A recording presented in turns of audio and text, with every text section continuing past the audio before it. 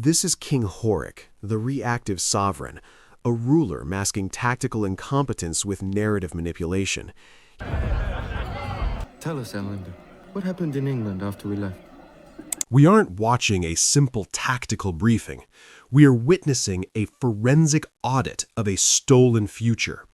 While King Horik speaks of blood and betrayal, welcome to our channel Cruxflow. To understand why this room feels like a pressure cooker, we have to look at the strategic deficit created weeks prior. Ragnar Lothbrok had a vision, a settlement in the west where his people could farm and flourish. He established a fragile treaty with King Ecbert of Wessex.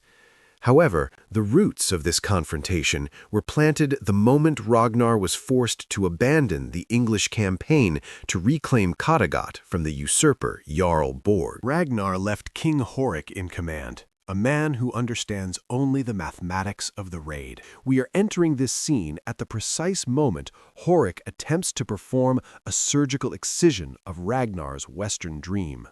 We were betrayed by King Egbert. Horik immediately responds with the truth weaponized. Notice the linguistic parasitism here.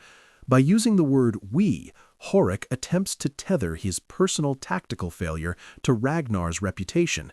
He is trying to force Ragnar to share the weight of a loss he didn't cause, effectively socializing his own incompetence. This is a classic move of forensic displacement of blame. He is setting the betrayal script as the foundation of the conversation. We made contact and your Christian friend Athelstan arranged for further talks. This is a masterclass in status devaluation.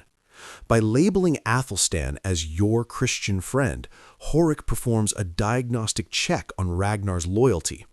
Horik is performing a surgical excision of identity, stripping Athelstan of his status as an ally and reframing him as a trickster. He's leveraging information asymmetry. Because Ragnar wasn't there, Horik can rewrite the history of the room to suit his narrative of failure. In any case, the trickster was at work. Egbert never meant to honor his promises to you. Erlander and I barely escaped with our lives. We were betrayed, taken by surprise. Horik uses the shock value of the slaughter to shut down Ragnar's analytical mind. He wants Ragnar to feel the sting of betrayal so sharply that he forgets to ask the forensic question, why did you stay and fight when the treaty was the goal? Horik is hiding his incompetence behind a bloody shroud of victimhood, using his son Erlandor's life as a moral shield to prevent Ragnar from digging deeper into the tactical errors made on the ground. What about Athelstan? Where is he now? Ragnar, however, remains in a state of high-level logic. He ignores the melodrama of the slaughter and focuses on the high-value asset that defines his vision. He doesn't care about the gold, he cares about the bridge to the west. This question is a forensic probe that Horik finds deeply threatening. If he is fortunate, he died in battle. In any case, let's not speak of him. He was a worthless individual. Horik, feeling the pressure of the audit, delivers the ultimate status devaluation. This is a full stop on Athelstan's humanity. It is a deliberate attempt to close the ledger on Ragnar's Western curiosity forever. Horik isn't just reporting a death, he is performing a surgical excision of Athelstan from the Viking narrative. He is trying to kill the idea before it can take root again. Poor Athelstan.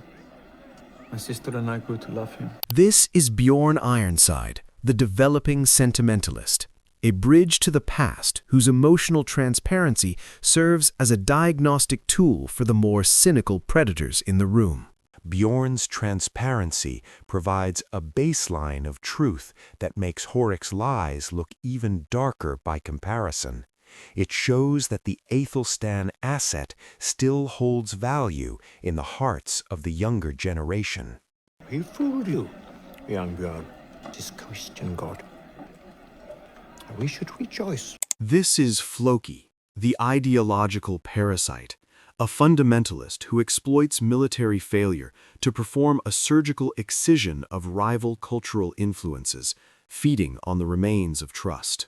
Floki is performing a surgical excision of Bjorn's empathy.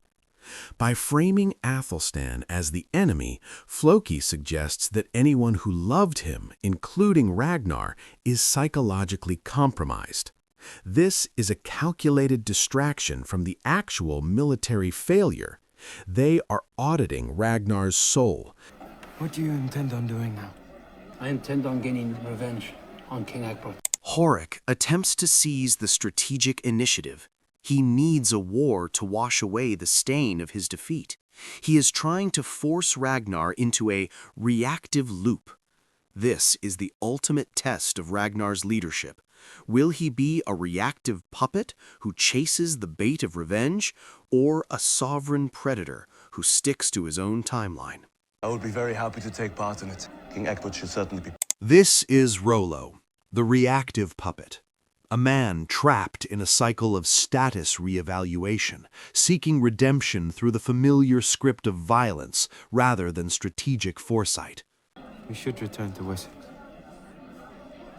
But first Jarl Borg must pay the price. This is the status reevaluation.